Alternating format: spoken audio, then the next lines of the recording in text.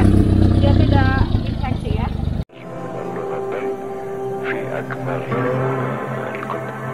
Sobat M8, kita akan memulai looping Flores dari Labuan Bajo, Ende, Maumere, Reo, kembali ke Ruteng, dan Labuan Bajo. Ini adalah perjalanan nostalgia karena kami pernah menyusuri pantai utara Flores di awal tahun 2020. Waktu itu kondisi jalannya masih buruk. Katanya sih sekarang sudah bagus. Sekalian kami ada janji untuk mengunjungi sahabat-sahabat kami di Bajawa, Wailengga, Ende, dan Kotambai. Targetnya looping ini selesai dalam 6 hari karena jadwal pekerjaan yang sudah menunggu. Tapi pagi ini baru mau berangkat, dari semalam Richard sudah kurang fit. Nah gimana ini? Apa tidak sebaiknya istirahat dulu ya? Tambah 1 hari di Labuan Bajo supaya fit? Sempat kepikiran sih, tapi wah jadwal pekerjaan ini yang susah dirubah. Ya kita coba aja deh gimana nanti. Silakan Arsi. Selamat pagi Labuan Bajo. Selamat pagi. Selamat pagi kok jam 9.38. Masih pagi, masih pagi. Kita mengarah ke luar kota menuju Ruteng dan biasanya di Ruteng hujan. Tadi malam di Labuan Bajo jam 2 hujan terus, pagi ini sudah panas. Awalnya di Labuan Bajo cuaca cerah, panas. Yang paling ceria di awal perjalanan adalah Chandra yang sedang super excited menjajal motor barunya Triumph Tiger 800 di Flores. Raungan mesin 3 silindernya paling bising di antara kami berempat. Baru 10 menitan jalan, di depan kelihatan gelap. Oh, ada depan.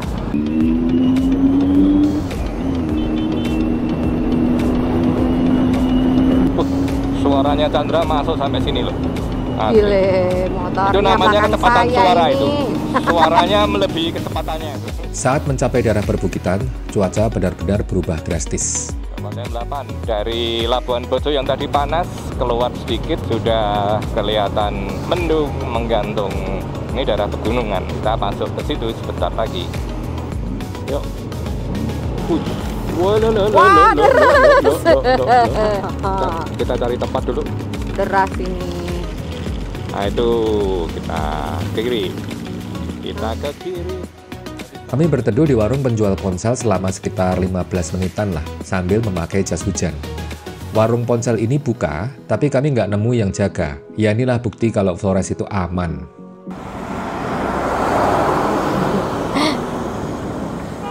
Didadain sama truknya. Setelah jas hujan dipakai, yuk kita gas lagi. Jadi setelah kita pakai jas hujan komplit, hujannya berhenti. Kita lanjut lagi menuju Ruteng, tapi sudah kelewatan 2, 3, 4 mobil ini, jadi harus PR. Ini APV-nya ini juga ragu-ragu sih nyetirnya. Yang jelas mungkin dia bukan pensiunan oto ikan. Bukan. Jalannya menikung. Pasti ke kanan, pasti truknya ke kanan. Oh, ada pohon ya. Iya. Pasti ke kanan truknya. Bisa dibaca gitu loh. Mari. Wow, mantap. Kan di kanan kiri, kanan kiri.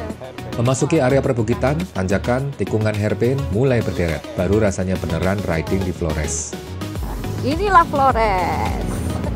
Welcome to Flores.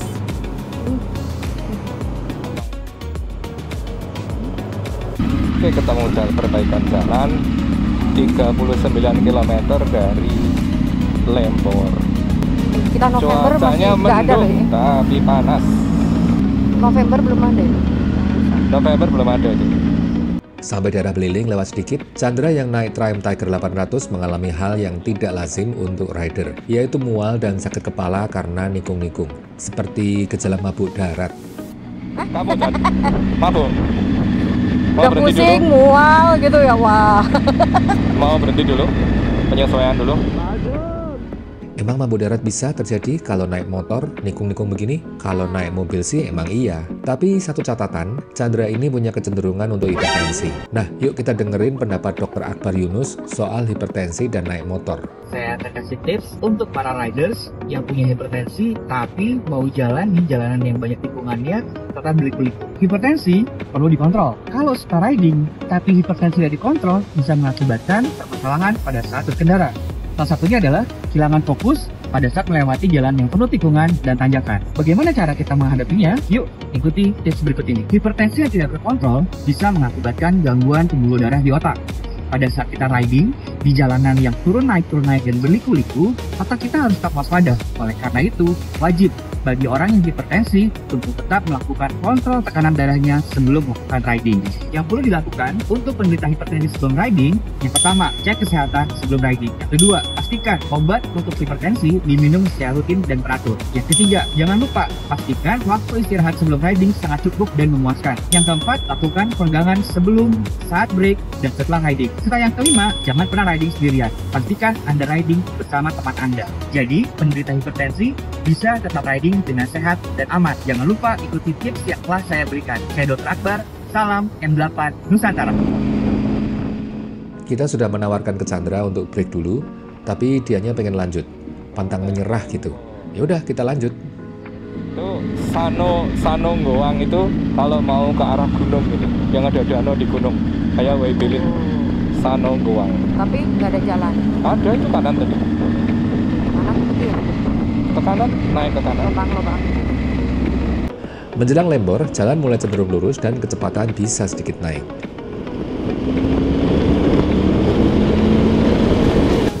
Banyak air nih kan. Inilah jembatan masuk ke Lembor. Sungainya besar. Sekarang banyak airnya. Mantap. Musim hujan. Oke, kita nanjak dikit turun masuk Lembor.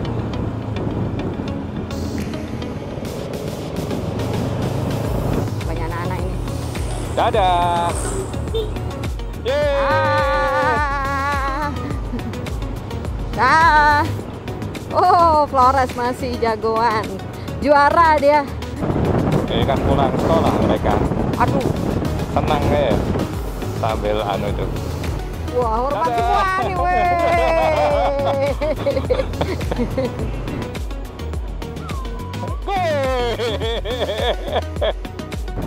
Inilah Lembor.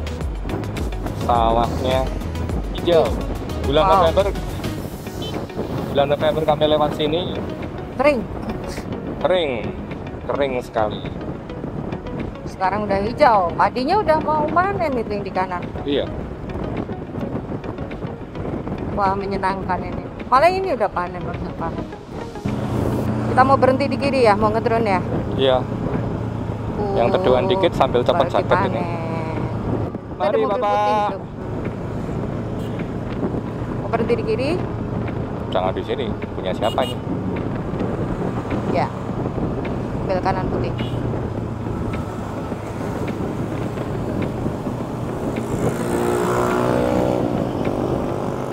Nah, itu depan tuh. Kami berusaha mencari bangunan yang tidak dihuni agar bisa neduh, mencopot jas hujan yang dipakai dari tadi dekat Bajo, dan menerbangin drone. Cukup banyak bekas warung yang sudah kosong di sisi kiri jalan di Lembor. Itu kayaknya bisa tuh, yang jual bensin tuh. Oh, dekat Gemoy ini. Nah, ini kan bisa nih. Ya. Pertalite, Troy. Kita parkirnya lurus aja. Biar bisa mundur.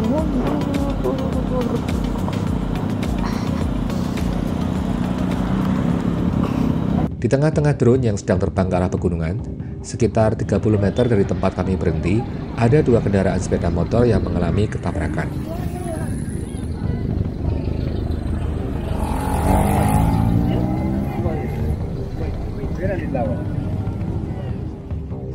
Kami berusaha membantu dengan peralatan P3K yang kami bawa.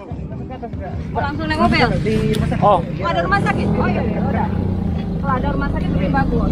Bentar, saya bisa diinfekkan. Dia tidak infeksi ya. Boleh ke telepon Mak Sana. Oke. Tinggal matanya cek. Tinggal saya boleh main kok. Nah ini nih, sering kali kalau ada laka lantas, banyak yang nolong, tapi koordinasinya kurang. Korban yang tadi luka-luka itu agak bingung harus naik apa ke puskesmas.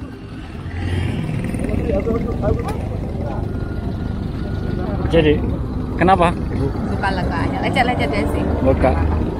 Jadi kebetulan pas tim motoret lagi istirahat. Iya, serem. Ada yang tabrak. Lambat banget tadi Lambat, ya. ya. Tabrakannya cuman dia tetap karena tidak ada perlindungan sama sekali.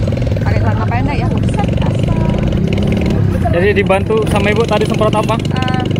Desinfektan ya. Air dulu. Penanganan pertama. Desinfektan. Tapi setelah ada mobil katanya dekat puskesmas di sini jadi biar. Oke.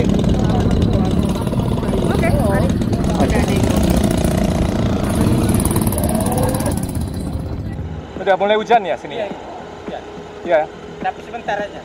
Saya November kesini kering, coklat semua. Iya. Tadi sempat berhenti, terus ngedrone. Nah, sekarang kita menuju Jaya Pangestu. Jadi saya nggak pakai jaket karena udah deket banget.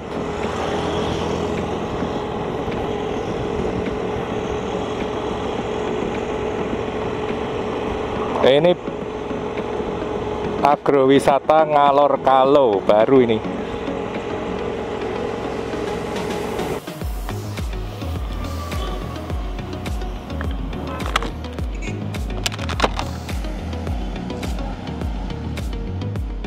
Akhirnya kami berhenti di rumah makan Simpatik Rasa di Lembor untuk makan siang, mendinginkan badan, dan ada masalah baru yang muncul. Sobat M8, ya sampai di sini, niatnya mau istirahat, ngedinginin badan, malah ketemu masalah baru. Waktu saya jalan masuk dari motor ke restoran, kaki kiri saya rasanya berat banget. Jalan itu seperti menyeret sesuatu. Setelah saya lihat, ternyata sol sepatu saya lepas. Ini saya tidak usah sebut merek, tapi sepatu ini saya beli di awal 2021 dari baru, dan sudah saya pakai keliling Indonesia dan keliling Asia Tenggara. Selama 3 tahun ini, berfungsi sangat baik, waterproofnya juga bagus. Asia Tenggara dibawa ke Flores, baru sampai Lembor, langsung hancur. Oke, kita lakukan asesmen, jadi hilang. Kondisinya seperti ini. Sementara saya masih di jalan. Oke, kita coba pakai lem apa adanya dan kita tis ya. Let's see. Perjalanan masih jauh, tapi ini sudah lewat. Setelah menempuh mungkin di atas 20.000 km keliling Indonesia, keliling Asia Tenggara. Mantap ini. Oke sobat M8, kita di jalan nemu apa tuh namanya, Lembor Mart. Ada lem V804 adanya ini. Nah kita coba aplikasikan karena perjalanan baru mulai. Parah ini. Oke, kita coba. Rencananya dipakai ini lem, terus pakai tis.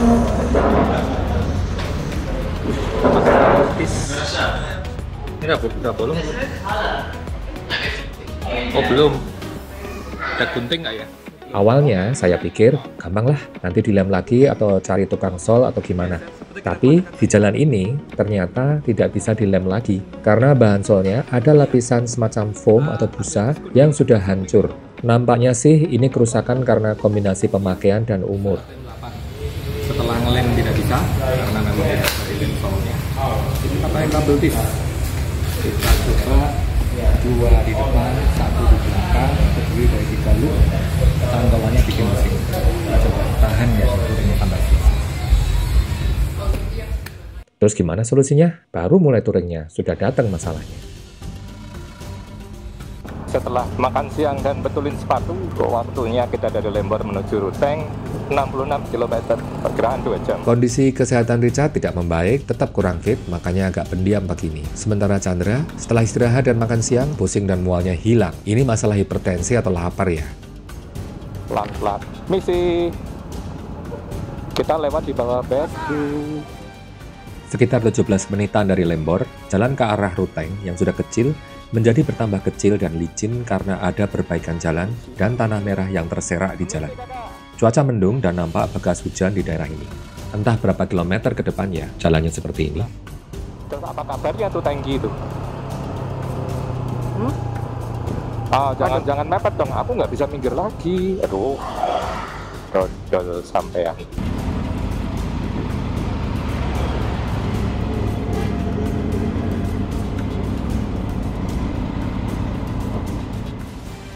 Ini problem kita adalah mobil bawah toren lambat banget.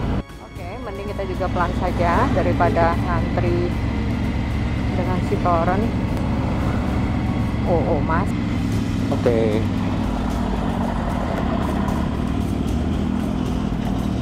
Ya, sobat M8 cukup licin jalurnya. Saya mencoba nyelip. Terima kasih.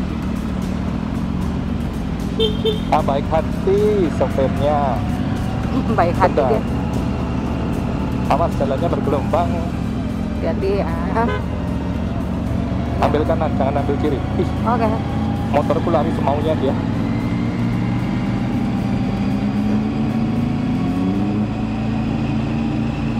Awas mobil depan.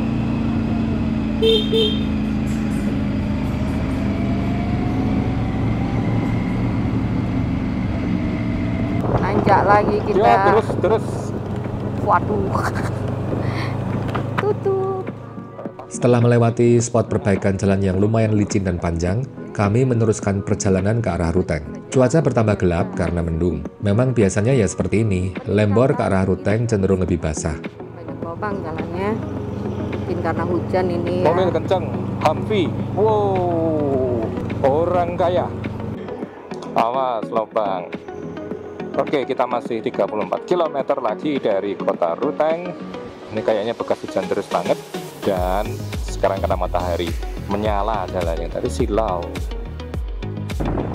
Kita sampai nih kaca. Di pemandangannya cantik Mas mataharinya bagus. sekali. Lepas dari daerah yang hujan, kami masuk ke daerah yang kering dan pemandangannya hamparan sawah menghijau, sejuk banget di mata. Sobat M8, daerah yang hijau ini memang merupakan sentra padi untuk Provinsi NTT. Uniknya, ini semua belum terlalu lama. Saya pernah baca kalau di tahun 1930-an, Raja Alexander Baruk dari Manggarai sini mengirim pemuda-pemuda Manggarai ke Singaraja Bali untuk belajar bercocok tanam padi dan kopi. Nah, setelah kembali ke Manggarai, mereka mulai menerapkan ilmunya, membuka lahan. Bentukan sawah disesuaikan dengan hukum adat dan kontur tanah di sini, di mana sawah tidak lagi memakai sistem terasering seperti di Bali. Dari transfer teknologi tadi, lahirlah lodok atau sawah jaring laba-laba di Desa Lingko, Cancar. Kanan tuh ada toko bangunan. Apa itu? Prafon. Sambil lewat Cancar, kita mencari toko bangunan untuk beli kabel tis buat mengikat sepatu kiri saya yang semakin parah kondisinya. Alhamdulillah ada satu toko bangunan di Cancar, jadi kita mampir dan beli kabel tis dalam jumlah yang cukup lumayan.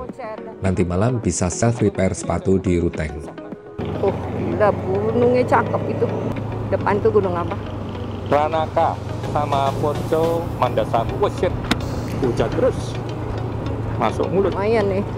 Ayolah, tolonglah, jangan hujan dulu dong. Maksudnya tuh Udah tinggal dikit, kenapa harus hujan sih? Boleh dari sini. Tinggal 30 menit masuk hujan sih. Please stop. 16 km lagi, jangan hujan dong. Selamat datang di Ruteng. Kita mau Masuk ngisi di sini, lihat yang antre itu. Allah. Kita ngisinya di dekat di tengah Dekat kota hotel aja. aja lah. Oh, panjang antriannya. Oh, tidak. Kenapa ya? Antrian bensin di pom bensin ini selalu panjang di jam-jam sore begini. Awalnya kami mau isi bensin di sini, tapi melihat antriannya, kami memilih isi bensin di pom bensin yang lebih dekat ke hotel.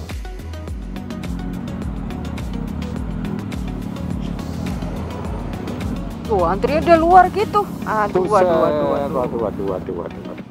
Ternyata pom bensin Baumuku di Jalan Kesturi Ruteng juga panjang antrinya, padahal baru jam 4:30 sore. Mungkin kurang pom bensin di kota ini, karena dari info penduduk lokal, pom bensin ini hanya kosong pas jam buka saja, yaitu sekitar jam 8 pagi. Kami memutuskan untuk langsung ke hotel, isi bensinnya besok pagi aja lah.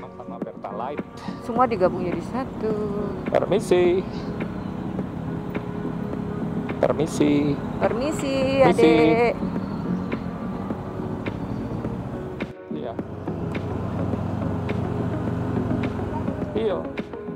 Sampai di hotel, kondisi Richard tidak membaik dan butuh istirahat serta obat.